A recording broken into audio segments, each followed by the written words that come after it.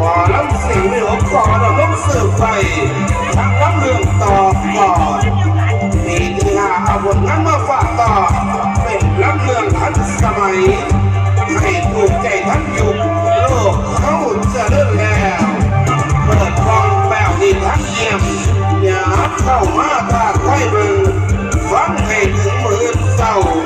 คุณเด้อเจ้าจังคอยเมื่อมีลูกหลานขอรับเสียงที่ลบลูกคุ้มสะกอนขอเสนอให้ท่านรับเรื่องแม่ยารับก็ได้ลูกสะใภ้เป็นกระเทย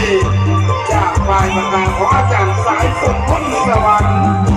ตามสั่งผลงานโดยหัวหน้าลูกคุ้มสะกอนจากแม่น้ำบ้านพี่น้องมาผมก็บอกพวกของว่าพ่อใหญ่สมุนกับแม่ต้องรูดพอพ่อใหญ่สมบูรณ์พอดี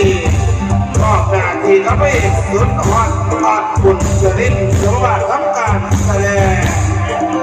ส่วนแม่ต้องรูดหลังจากที่โดยทั้งเอกเจ้าน้ำตาชาดาเพียรลับคนหวงกับคำเลืองแม่ยารับก็ได้ลูกสะใภ้เป็นละเอ้ยไปแล้วครับพี่น้อง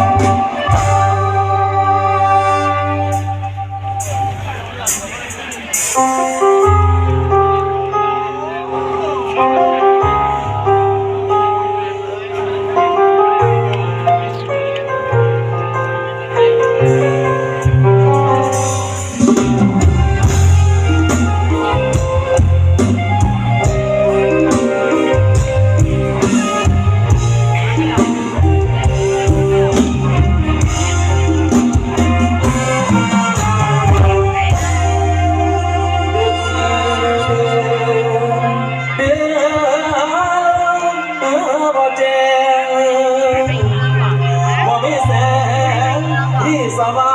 งเมื่อคือทางหักอายในใจเราสองมันเราใจเราจะไม่ได้ชาติอายนะทักแต่เธออาย